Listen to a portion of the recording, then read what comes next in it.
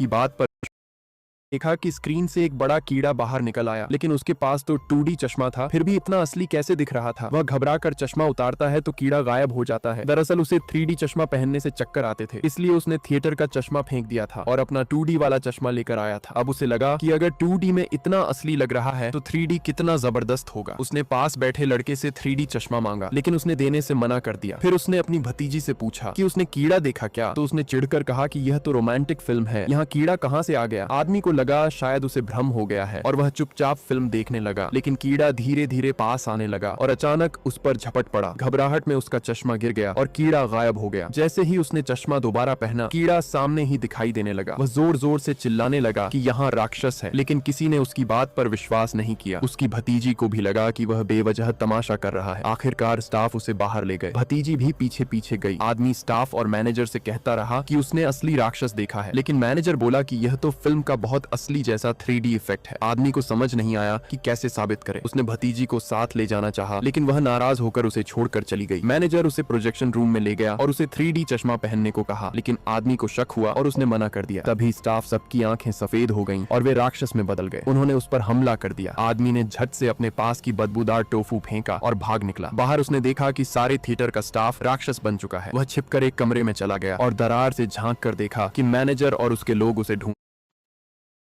जबरदस्ती आदमी को 3D चश्मा पहनाना चाहा।